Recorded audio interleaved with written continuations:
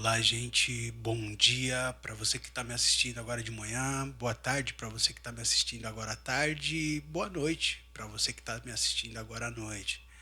Eu quero mais uma vez aqui agradecer pela sua paciência, pela confiança, pelo voto de confiança que você está me dando de estar assistindo meus vídeos. Obrigado por permitir que eu entre na sua vida, na sua história, trazendo algumas informações, trazendo algo a respeito de Deus, né, para as nossas vidas, para o nosso cotidiano, para o nosso dia a dia.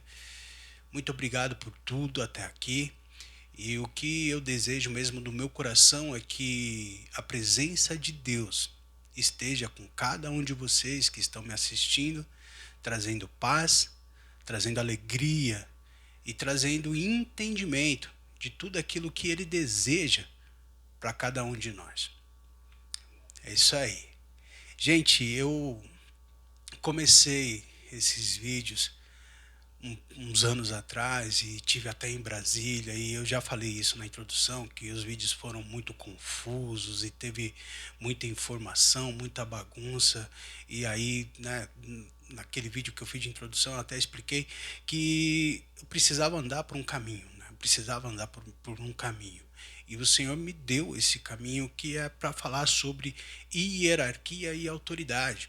E no vídeo passado eu dei uma introdução, né, assim, bem, bem leve, né, até porque se eu fosse esticar detalhadamente sobre os assuntos, esses vídeos iam ser uma enciclopédia, ia ser uma série de não sei quantos mil capítulos e vocês não iam conseguir me assistir tanto tempo assim, né?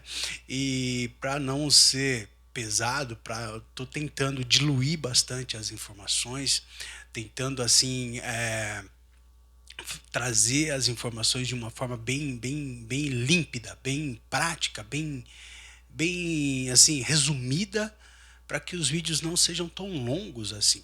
Infelizmente eu acho que eu não estou conseguindo, até porque meu último vídeo passou, acho que dos 30 minutos, e você que me assistiu teve paciência de ver aquele vídeo. Muito obrigado pela sua paciência e assim que possamos ser edificados com essas informações. E para não ficar esticando mais o vídeo, esse vídeo de hoje eu vou falar sobre hierarquia e autoridade do ser humano e o seu cotidiano na sua vida social. Ah, mas eu vou falar sobre a Bíblia, vou falar sobre as Escrituras Sagradas e falar também sobre aquilo que rege a nossa nação, sobre aquilo que rege o nosso país, sobre aquilo que é autoridade sobre a nossa nação, o Brasil. Eu vou trazer essa introdução no capítulo 13 do livro de Romanos, do versículo de 1 a 5, foi aonde eu comecei esses vídeos falando que todo homem, todo ser humano deve ser sujeito à autoridade, porque não existe autoridade que não seja instituída por Deus, né? E aquele que se opõe, aquele que se rebela contra a autoridade, está se rebelando contra Deus. E que se nós não queremos ter medo, temer a autoridade, ser punidos, se nós não queremos ser punidos pela autoridade, nós devemos o quê? Fazer o bem, porque não existe, não existe nenhuma lei contra o fazer o bem a outra pessoa. Entende isso? E nós somos fundados, nós temos a Constituição Federal de 88, que eu vou falar um pouquinho dela bem resumidamente mesmo, e temos a hierarquia da casa, do lar, como as escrituras determinam. A minha dúvida era, por onde eu vou começar? Né? Se eu vou começar de cima para baixo ou de baixo para cima? E assim, pesquisando e pensando, eu percebi que ia ficar bom eu começar de baixo para cima, trazendo aquilo que é a nossa casa, o nosso cotidiano, a nossa família, o nosso dia a dia. E eu vou pegar a Bíblia aqui, com licença. No livro de 1 Coríntios, tem uma passagem muito importante que fala, o 1 Coríntios capítulo 11, versículo 12. Ele fala uma coisa muito interessante. Eu vou achar aqui o versículo 12. Eu estou lendo as escrituras aqui, a Bíblia na linguagem simplificada, que é para mais fácil compreensão também, e é uma linguagem mais cotidiana também. E esse versículo fala assim, 1 Coríntios capítulo 11, versículo 12. Porque assim como a mulher foi feita do homem, assim também o homem nasce da mulher. E tudo isso vem de Deus. Por que eu estou lendo esse primeiro versículo agora? 1 Coríntios, capítulo 11, versículo 2. Porque muitas vezes nós, como cristãos, a gente vê muito isso no meio evangélico também, existe um certo tipo de preconceito, eu acho que não seria essa palavra, mas uma ideia de que a mulher é como se fosse auxiliar do homem, que o homem é a cabeça da mulher, e isso é colocado como se fosse uma imposição.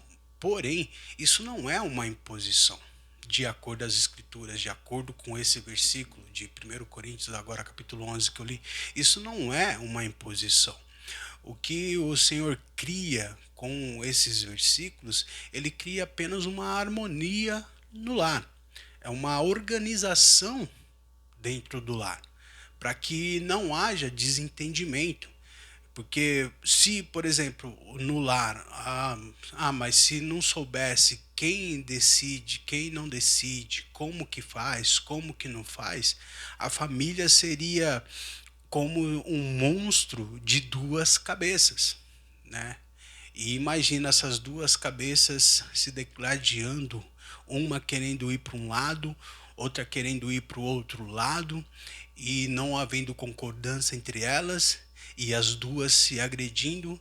Como que esse monstro, entre aspas, né, de duas cabeças sobreviveria se essas cabeças não andassem em concordância?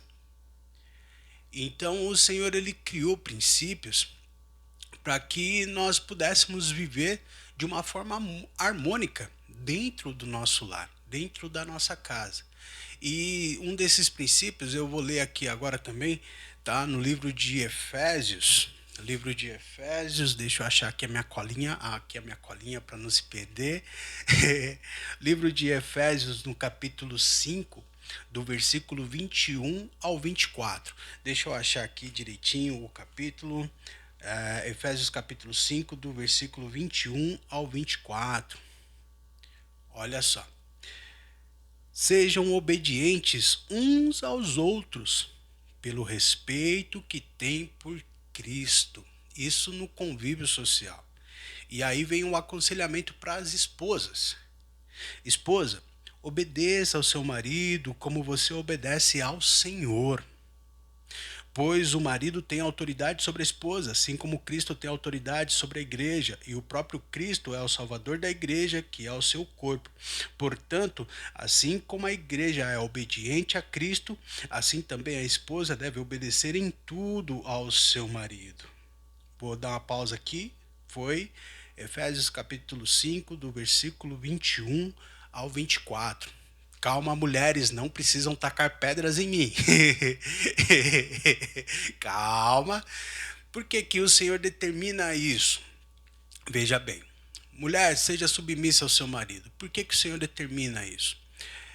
Olha só. Lá no Jardim do Éden, voltando lá no princípio da criação, houve uma condição bem séria sobre a vida da mulher. E o Senhor, ele determinou sobre a vida da mulher assim: o seu desejo será para o seu marido e ele te regerá. Isso é uma maldição, uma regra de maldição, porque a mulher preferiu ouvir a serpente do que ouvir a ordenança de Deus. E por causa dessa desobediência, entrou essa regra sobre a vida da mulher. Mas então a mulher é amaldiçoada? Não, calma. Isso foi uma questão de princípios. O Senhor determinou um princípio. para que houvesse uma organização.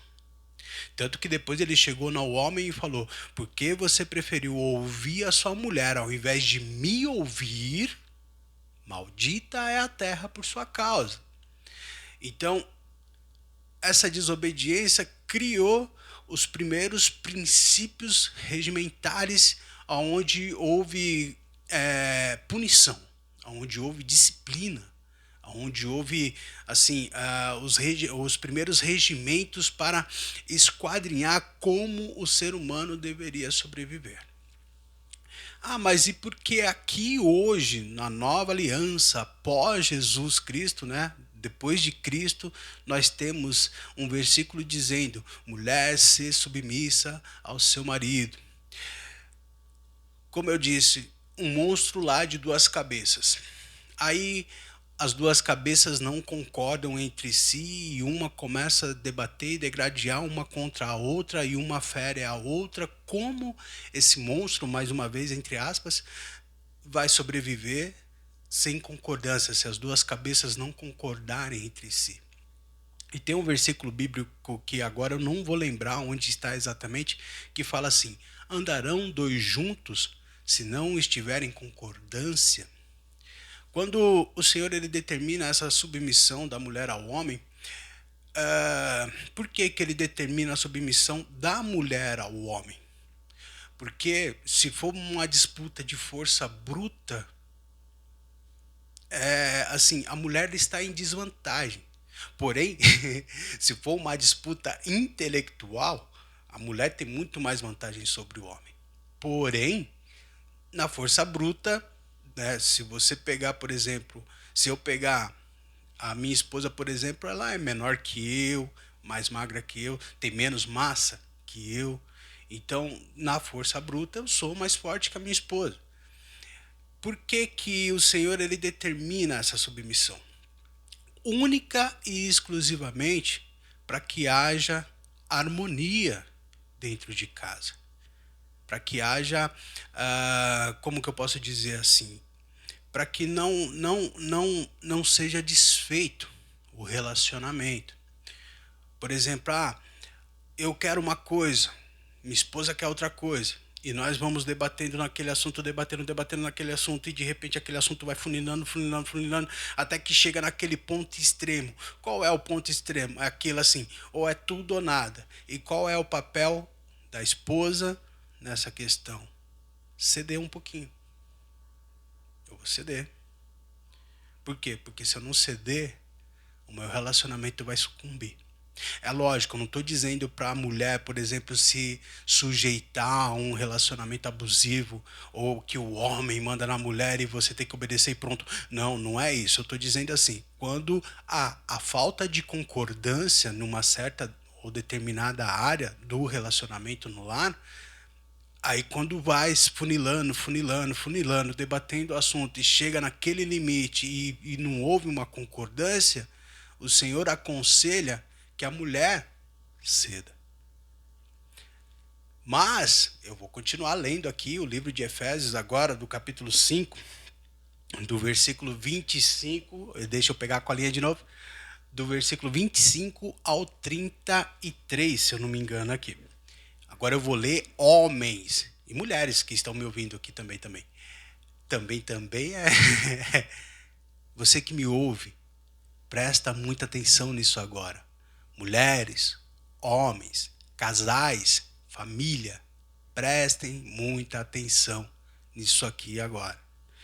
Efésios capítulo 5, do versículo 25 ao 33. Pode ser que eu pare de ler um pouquinho antes, mas fica assim, do versículo 25 ao 33. Ouçam, homens, ouçam, maridos, ouçam. Marido, ame a sua esposa, assim como o próprio Senhor Jesus Cristo amou a igreja e deu a sua vida por ela. Ele fez isso para dedicar a igreja a Deus, lavando-a com água e purificando-a com sua palavra. E fez isso para também poder trazer para perto de si a igreja em toda a sua beleza pura e perfeita, sem mancha ou ruga ou qualquer outro defeito. O homem deve amar a sua esposa assim como ama o seu próprio corpo. O homem que ama a sua esposa ama a si mesmo. Vocês estão me ouvindo até aqui? Estão me ouvindo até aqui? Porque ninguém odeia o seu próprio corpo. Pelo contrário, cada um alimenta e cuida do seu corpo como Cristo faz com a igreja, pois nós somos membros do corpo de Cristo. Como dizem as Escrituras Sagradas, é por isso que o homem deixa o pai e sua mãe para se unir com a sua esposa e os dois se tornam uma só carne. Há uma verdade imensa revelada nessa passagem das Escrituras e eu me refiro aqui o que está escrito, que ela está falando a respeito de Cristo e da igreja, mas também está falando a respeito de nós. Cada marido deve amar a sua esposa como ama a si mesmo, e cada esposa deve respeitar o seu marido. Homens, homens, já se passaram quase 20 minutos do vídeo e eu estou na pequena introdução ainda. Homens, ame a sua esposa como Jesus ama a igreja.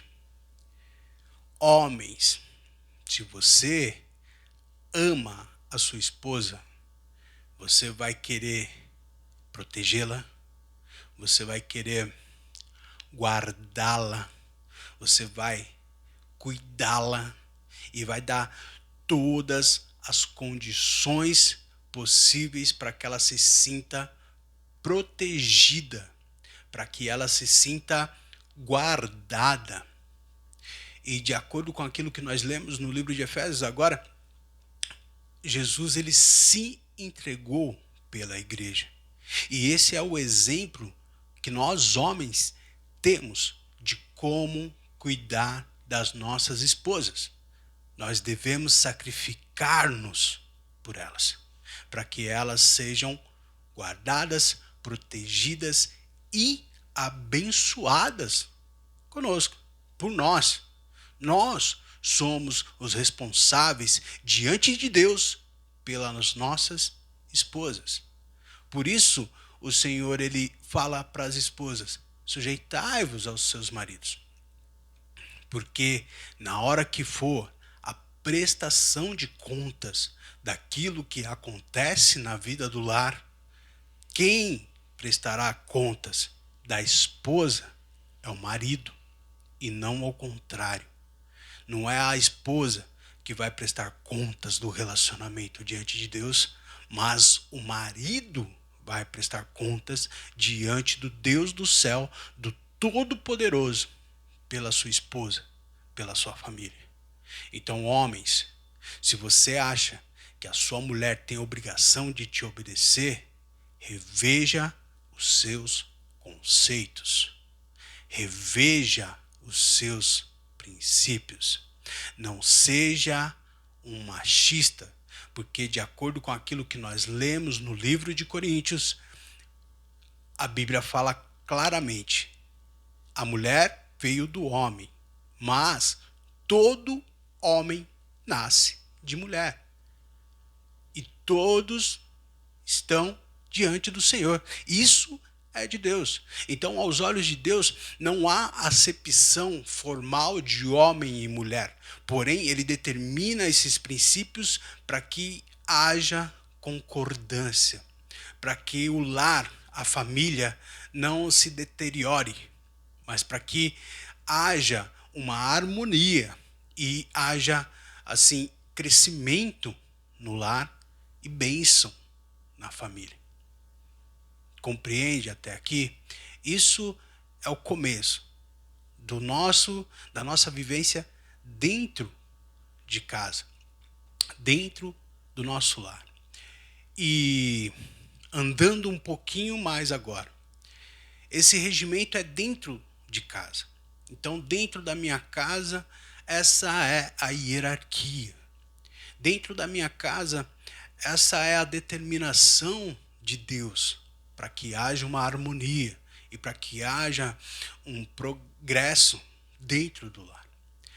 Agora, saindo do meu portão para fora, saindo da minha casa, começa as minhas responsabilidades sociais, as minhas responsabilidades com a vizinhança, a minha responsabilidade com as regras e leis de trânsito, com as regras e leis do cotidiano, do dia a dia, os princípios para que haja uma sociedade harmônica.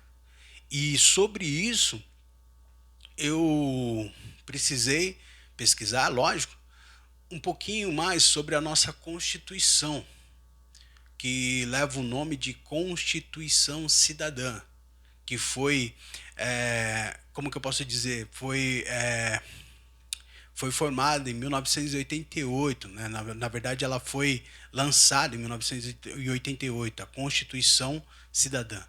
Antes dessa Constituição houve outras, mas eu não vai dar tempo aqui para entrar na história da Constituição, da época da monarquia, do tempo da intervenção militar e de todas essas coisas. Então nós vamos andar baseado na nossa Constituição, a Constituição que é regente hoje sobre o nosso país.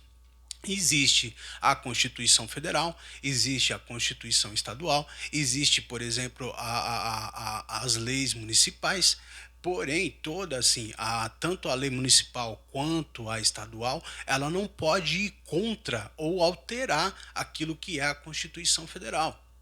Por quê? Porque é o princípio, né? Nós somos uma unidade federativa e isso é o princípio. Um estado, por exemplo, ele não pode determinar uma lei ou criar uma lei que vá contra aquilo que é a lei federal. Ele só pode criar lei e fundamentar leis e princípios que confirmem ou que acrescentem aquilo que é a Constituição Federal. E dentro dessa questão, eu fiz umas anotações, olha eu com a minha colinha de novo, eu fiz umas anotações a respeito da Constituição Federal. E eu até anotei, escrevi tudo aqui, o preâmbulo da nossa Constituição de 88. O preâmbulo é ali a apresentação da Constituição. E a Constituição foi firmada democraticamente por aqueles que foram eleitos pelo povo e eles formaram eu vou ler para não perder aqui. Nós, representantes do povo brasileiro, reunidos em Assembleia Nacional Constituinte para instituir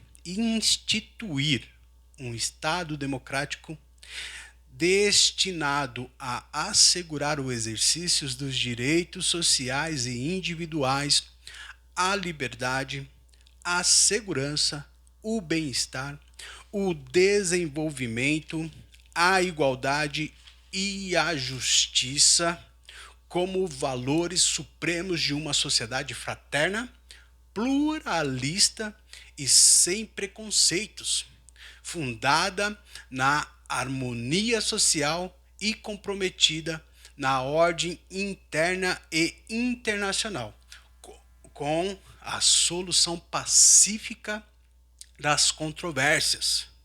Promulgamos, sob a proteção de Deus, a seguinte Constituição da República Federativa do Brasil. E a Constituição Federal, que é a chamada Constituição Cidadã ou Carta Magna, ou a Carta Maior, os princípios que regem o nosso país. E a nossa Constituição Federal, ela é formada por 250 artigos distribuídos em 9 títulos e tem mais de 1.600 dispositivos, que são cláusulas, né? O que acontece? eu vou fazer uma observação para os evangélicos aqui. Nós evangélicos, eu sou cristão, evangélico, frequento uma comunidade evangélica, tenho os meus pastores, sigo os princípios e assim, não é não estou atacando. E aqui de uma forma bem filtrada, eu quero dizer que aquilo que eu vou ler é da Constituição. Não estou atacando ideologia política ou isso ou aquilo.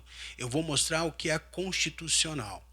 E o que não é constitucional vai aparecer, é lógico. Se eu falar é constitucional isso, então o que não é isso acaba sendo inconstitucional. E o que não é constitucional é considerado infração, crime, passivo de multa, prisão, penalidade. Você vai sofrer uma pena se você não cumpre com a Constituição. Compreende? Então, o que eu vou abrir aqui? Nós evangélicos, eu estou no meio. Nós conhecemos, por exemplo, a Torá, que é o livro da lei de Israel, que seria a Constituição de Israel, são os Pentateucos que nós chamamos, né, do Antigo Testamento, que são os livros de Moisés. E a Torá nada mais é do que a Constituição de Israel. Quando Israel foi constituído nação, não agora em 1948, mas lá atrás, lá no princípio, quando o povo saiu do Egito e andou no deserto e depois chegaram na Terra Prometida, e quando chegaram na Terra Prometida, o Senhor tinha determinado as leis e os mandamentos e certos princípios para que o povo de Israel seguisse. Algumas coisas nós pegamos por exemplo, e muitas vezes as igrejas evangélicas instituídas, elas seguem alguns princípios e colocam isso na cláusula do documento da igreja evangélica, ou X ou Y ou tal, e colocando essa questão às claras, o que acontece? Muitas vezes nós evangélicos temos aquela ideia de é o Senhor que manda na igreja. É lógico, é o Senhor que manda na igreja. Eu acabei de ler isso lá no Efésios, falando que Cristo é o cabeça da igreja. Mas Cristo é o cabeça da igreja dele. Como assim, Albino? Então você quer dizer que a igreja não é do Senhor? Calma, calma. Constitucionalmente falando, a igreja, aquilo que é fundado como igreja evangélica, que tem CNPJ e tal, quem é o cabeça dessa igreja que está registrada com o CNPJ, nada mais é do que o presidente da igreja, o presidente daquela organização chamada Igreja Evangélica. Então, ainda que haja, por exemplo, pessoas naquela igreja que são verdadeiras devotas, vou usar essa palavra, pessoas que se entregam à presença do Senhor e que estudam as Escrituras e que buscam a presença de Deus e que recebem revelação do Espírito Santo, essas pessoas, elas estão submissas ao regimento da igreja evangélica e ao presidente da igreja, aos secretários. Tem o secretário, o suplente, né, os tesoureiros e tal. Então, essa é a formação jurídica da igreja evangélica. Por que eu estou falando isso? Vou abrir só uma observação aqui. Eu estive numa reunião uma vez e na hora que eu fui ministrar o louvor, eu comecei a ministrar o louvor e o Espírito Santo trouxe uma direção e eu chamei os obreiros que estavam comigo, os meus irmãos, os pastores que estavam comigo, e falei, o Espírito Santo está pedindo para que nós oremos. E enquanto eu vou ministrando o louvor, vocês vão orando. E ali as pessoas foram orando, impondo as mãos nas outras pessoas e algumas pessoas receberam o batismo no Espírito Santo e de repente houve uma manifestação. Houve uma manifestação. E o interessante, o que aconteceu? Houve aquela manifestação, aquilo tudo aconteceu, e na hora de expulsar aquela entidade, ou vamos dizer assim, aquela, sabe, na hora de exorcizar, vou usar essa palavra para que seja compreensível, na hora de exorcizar aquela coisa maligna, eu não tive autoridade de fazê-lo. Os pastores que estavam comigo não teve autoridade de fazê-lo.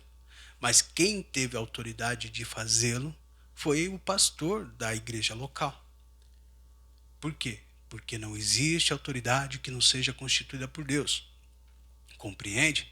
Então, de forma alguma, nós poderíamos estar exercendo aquela função, porque nós não tínhamos autoridade para estar fazendo aquilo, apesar de nós estarmos ministrando, compreende? Mas, por causa dos princípios que o Senhor determinou, nós não tivemos autoridade de exorcizar, de expulsar aquela coisa ruim. E quem pôde fazer aquilo foi o pastor líder daquela igreja local. Olha que interessante. Por quê? Porque não existe autoridade que não seja constituída por Deus. Então nós precisamos saber qual é a nossa posição. Qual é a nossa posição dentro do nosso lar? Qual é a nossa posição no meio social, no nosso trabalho? Por exemplo, no nosso trabalho, eu sou mecânico. Pela graça divina, eu sou mecânico. Eu trabalho com uma equipe, tem uma equipe que trabalha comigo. Só que assim,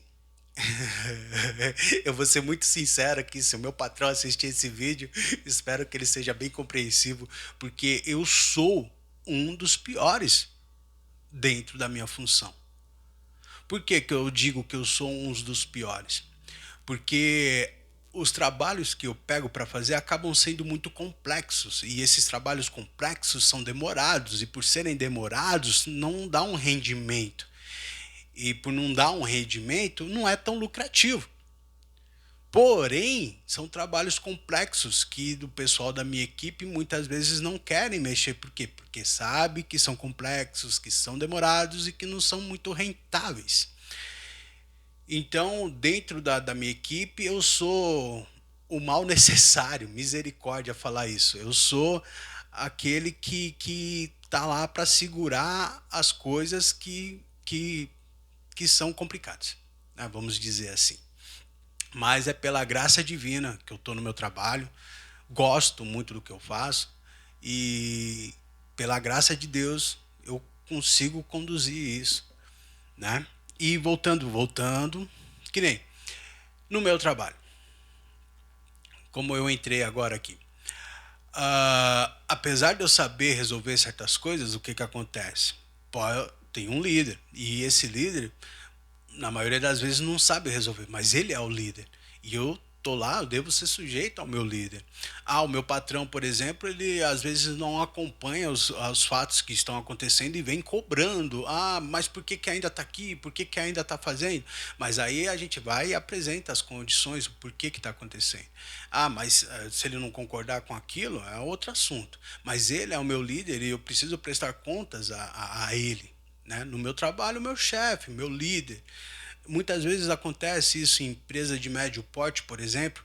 Às vezes o amigo do patrão, né, que já aconteceu muito, acaba se tornando encarregado e, e a gente vê na prática que esse tal encarregado amigo do patrão não tem a, aquele conhecimento técnico para estar exercendo tal função. E muitas vezes nós ficamos inconformados com essa situação. Por quê? Porque nós sabemos que aquela pessoa não tem o potencial, não tem a capacitação, mas está exercendo a função de liderança. E o outro, por um contraponto, que tem o conhecimento técnico, que tem a capacitação, está tendo que trabalhar como submisso àquele que é o líder.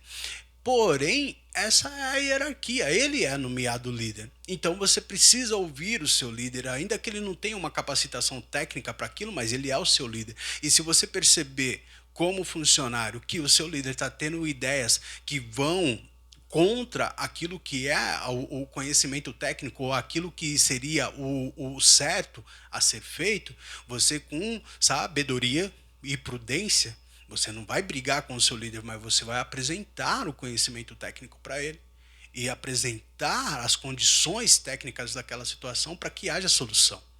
E vai do seu líder se ele vai querer ouvir você ou não. Mas aí é a questão do seu líder.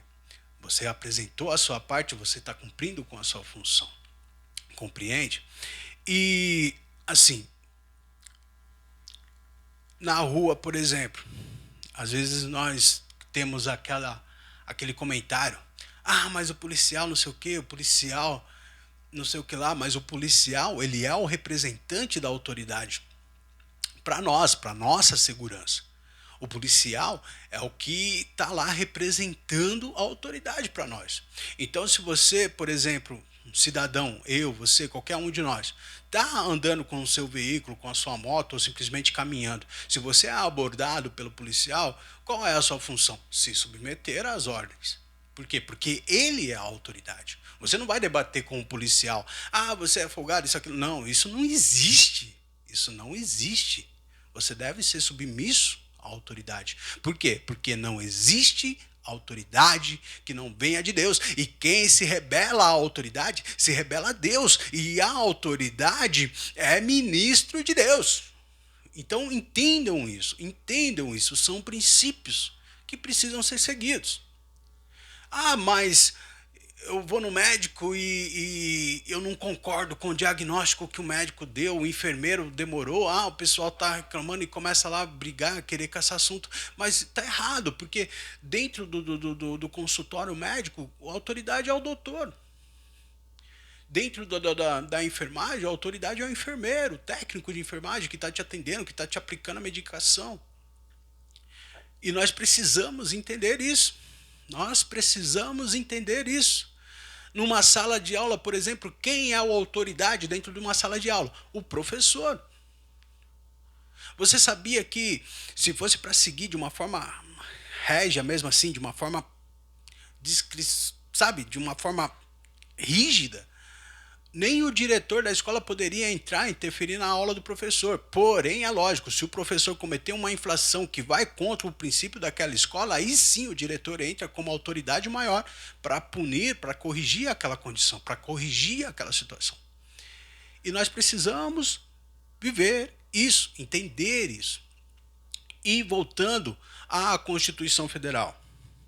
A Constituição Federal, como eu disse, ela tem 250 artigos. E ela anda dentro de 9 títulos ou temas, vamos dizer assim, que fala sobre o ser humano e a sociedade, que fala sobre os poderes da República, que fala sobre as regras de trânsito, que fala sobre todas essas coisas. E falando sobre regras de trânsito, por exemplo, o que nós temos, que nem eu sou do lado aqui da capital, né, que é a cidade de São Paulo, e tem os rodízios de veículo. Então, tal dia veículo de tal placa não pode andar, no outro dia o outro final de placa que não pode. Ah, mas por que eles decidiram isso? Ah, eles decidiram isso baseando-se na lei que fala sobre poluição de ambientes, as coisas assim. Eu não vou saber entrar nos detalhes, mas isso é constitucional, não é inconstitucional. Então, se você, como rebelde, vamos dizer assim, pega o seu carro com a placa que não pode andar e fala: eu vou porque eu tenho o meu direito de ir e vir. Você vai, você tem o seu direito de ir e vir, mas você vai ser multado. Por quê? Porque naquele dia específico a sua placa não pode rodar. Ah, mas eu tenho o direito de ir e vir. Então deixa o carro e vai e volta andando. Vai e volta de táxi, vai e volta de transporte público. Você tem o direito de ir e vir, mas o seu carro não tem o direito de rodar naquele dia por causa do final da placa dele. Compreende? Isso não está alterando o seu direito constitucional de ir e vir, entendeu? A sua liberdade. A liberdade do veículo que que está sendo, entendeu? Limitada. Tá? Dá para compreender um pouquinho até aqui? Espero assim, lógico, o vídeo tá longo, não dá para ser curto, é muita coisa para ser dita. E voltando à Constituição, eu quero falar um pouquinho das cláusulas pétreas. O que é cláusula pétrea? Cláusula, não cláusula, é cláusula. Cláusula pétrea. O que significa a palavra pétrea? Pétrea é pedra, pedra, firme, duro. E filtrando, cláusula pétrea seria as cláusulas fundamentares. São os fundamentos da Constituição. O que são os fundamentos? É a estrutura. Se você, por exemplo, vai estar andando na cidade, você vê onde vai construir um prédio, você vê que eles fazem uma cava muito grande e tem aquele batistaca que vai afundando aquele negócio e afundando, e eles criam aquela estrutura de base, aquela estrutura firme, aquela estrutura sólida para construir o prédio em cima. Porque aquela estrutura não pode ser abalada. O que vai construir em cima pode mexer, mas a estrutura ela não pode sofrer abalo. E as cláusulas pétreas da Constituição é isso, são a base daquilo que é construído em cima, que são as leis, as regras, os princípios, e tudo aquilo que é construído em cima, ela tem que ir de acordo para fortalecer ou para simplesmente ser conformada com os princípios, com a base. Ela não pode ser construída diferente da base, porque senão vai sair da base e não vai ter estrutura. Compreensível até aqui? Espero que sim. Então, voltando aqui, as cláusulas pétreas. Ó, cláusula pétrea: forma federativa de Estado, voto direto, secreto, universal e periódico, a separação dos poderes e os direitos e garantias individuais. Isso são as cláusulas pétreas. Cláusula pétrea: forma federativa de Estado. A forma que nós temos de Estado hoje, dividido em poderes, a República, o Distrito Federal, os estados, os municípios, isso não pode ser mexido, não pode ser mudado. O voto, o direito ao voto direto, secreto, voto secreto universal, todos podem votar, e periódico, isso não pode ser mexido. A separação dos poderes, que é o judiciário, legislativo e executivo, e os direitos e garantias individuais. Isso são cláusulas pétreas. Então, tudo que está na lei que determina alguma coisa a respeito desses assuntos não podem ser mexidas. O máximo que pode ser, coisas são acrescentadas para melhorar aquela situação, mas nunca contra, só para melhorias. Compreende? O artigo 2 da Constituição Federal, ele determina assim: são poderes da União independentes e harmônicos entre si, o legislativo, o executivo e o judiciário. O artigo 2 da Constituição determina os 3 poderes. Eu abri assim só um parênteses. Eu queria fazer esse vídeo sem parecer que eu estou tomando partido ou defendendo ideologia isso ou ideologia aquilo. Porém, eu estou lendo aquilo que é a Constituição e que é a base. Então, a base, aquilo que eu acabei de falar, não pode ser mexido. Então, lá em Brasília eu falei, né? Se o poder executivo se levantar contra o poder legislativo, se o poder legislativo se levantar contra o poder judiciário ou o poder executivo, se qualquer um dos poderes se levantar contra o outro poder, tentando impor algum tipo de regra, algum tipo de decisão ou alguma coisa do tipo, isso é inconstitucional. Se é inconstitucional, é crime. Compreende? Olha só, é muito delicado isso, porque o artigo 2 da Constituição determina o quê? Que os poderes são independentes e harmônicos entre si. Então, de forma alguma, o poder legislativo pode impor uma decisão ao poder judiciário, até porque o poder judiciário está lá para mostrar o que é constitucional e o que não é. E nunca, por exemplo, que o poder judiciário vai poder tomar uma decisão contra a Constituição, porque eles estão lá realmente para ser o poder moderador, para mostrar o que é constitucional e o que não é.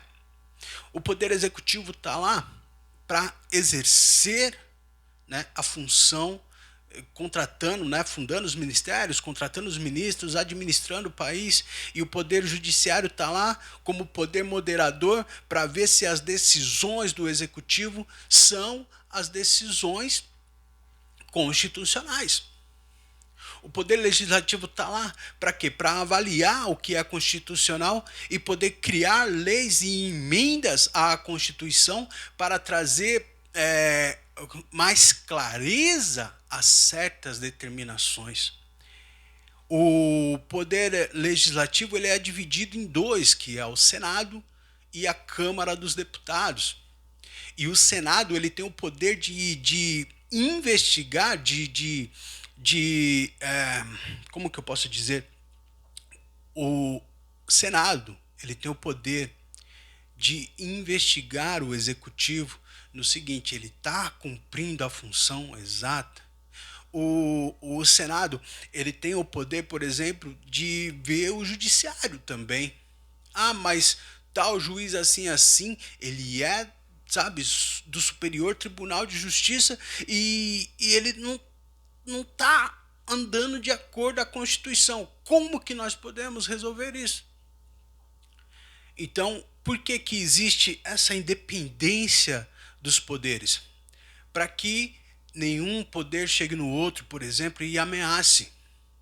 Ah, se você não cumprir, se você não me ajudar, como aconteceu nos nossos passados recentes, que a manipulação da situação acabou gerando o que gerou e nós chegamos no que estamos hoje, porque nós vemos hoje que algumas decisões jurídicas foram consideradas inconstitucionais e alguns processos foram até cancelados. Algumas acusações caíram porque não tinham fundamentos. E é nesse sentido que nós podemos, que nós precisamos, na verdade, compreender a Constituição. Eu, como evangélico, abrindo mais uma observação, quase uma hora de vídeo, né, nós sabemos, por exemplo, da Constituição de Israel, que eu falei, e não entendemos muitas vezes da nossa própria Constituição. E eu vou ler aqui o artigo 3 da Constituição Federal, a Constituição Cidadã. Artigo 3 da Constituição diz assim: constituem objetivos fundamentais da República Federativa do Brasil. Primeiro, construir uma sociedade livre, justa e solidária. Segundo, garantir o desenvolvimento nacional. Terceiro, erradicar a pobreza e a marginalização e reduzir as desigualdades sociais e regionais. Quarto, promover o bem de todos, sem preconceitos de origem, raça, sexo, cor, idade e quaisquer outras formas de discriminação. Isso é a Constituição Federal. Mas isso é papo de comunista. Constituição Federal, artigo 3, artigo 3º da Constituição Federal. Ouçam bem, estou quase a 50 minutos de vídeo. Eu vou só explanar esse pouquinho aqui. Não existe autoridade que não seja instituída por Deus, e aquele que se opõe à autoridade se opõe à ordenança de Deus. Ouçam, constitucionalmente falando. Ah, mas o governo fulano de tal prosperou, o governo cicrano de tal tá patinando. Ah, mas o fulano foi um ótimo líder. Ah, mas o cicrano não é bom líder. Ah, mas aquela empresa está crescendo. Ah, mas aquela outra empresa está falindo. Ah, mas por que acontecem essas coisas? Porque é necessário nós observarmos os princípios e as leis e as regras as quais essas coisas estão fundamentadas. Se eu quero um governo que prospere, eu preciso seguir os princípios para aquele governo. Eu não queria falar, mas, por exemplo, alguns governos passados, sem citar nomes aqui, porque eu não quero defender, realmente eu não quero, mas eu preciso falar. Mas alguns governos passados prosperaram. Por quê? Porque eles começaram a governar de acordo à Constituição. Erradicação da pobreza não é uma ideia de um político, está na Constituição.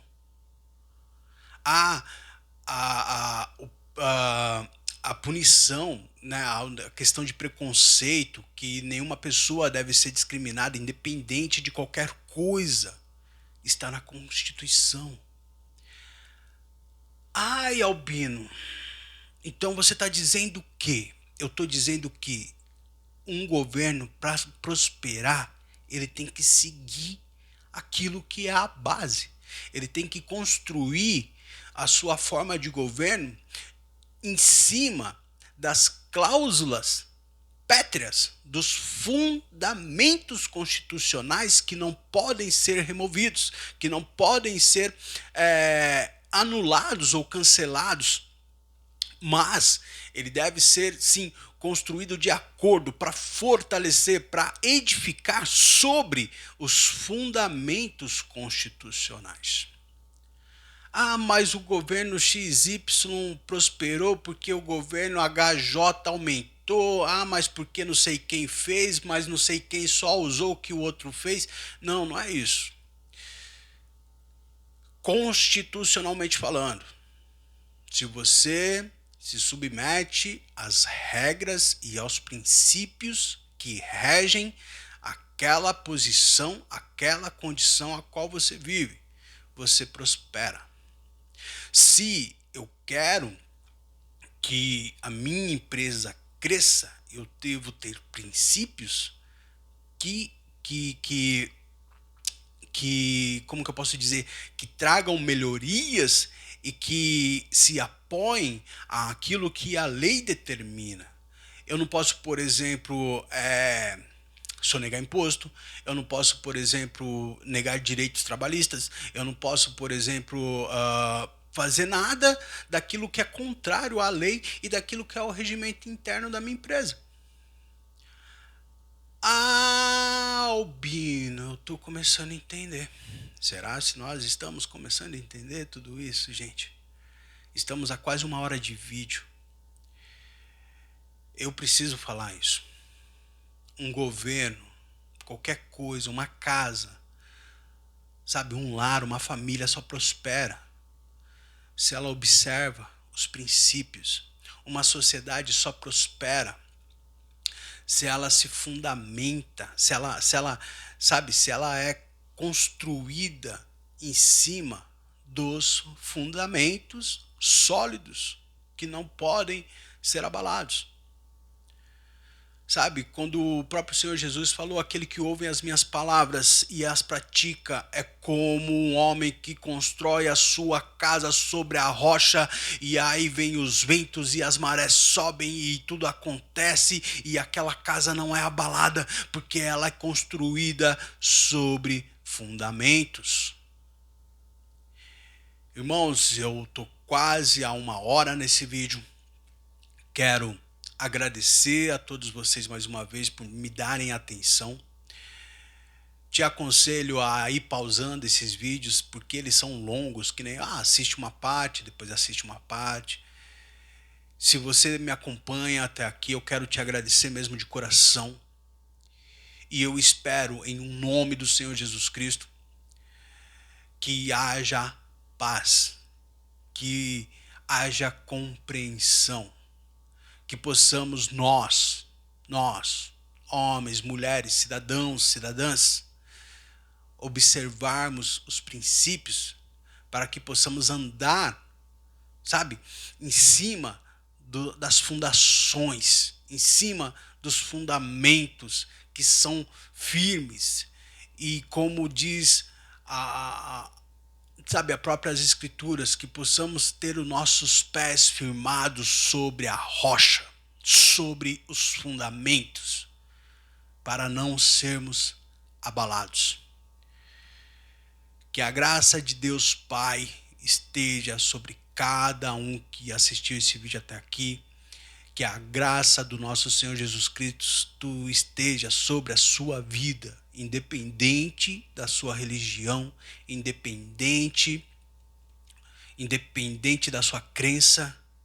Eu desejo de todo o meu coração que a graça do Senhor Jesus Cristo esteja sobre a sua vida, sobre a sua casa, sobre a sua família, sobre a sociedade aonde você convive, o seu trabalho, que esses vídeos tragam esclarecimento aos nossos corações e às nossas mentes, e que a consolação do Espírito Santo de Deus esteja sobre cada um de nós, em um nome do Senhor Jesus. Muito obrigado por tudo até aqui, gente. E eu aguardo vocês para o próximo vídeo, onde eu vou falar sobre a hierarquia e a autoridade espiritual, poderes, principados, potestades e todas essas coisas que regem o mundo espiritual. Um grande beijo, um forte abraço a todos vocês e até o próximo vídeo.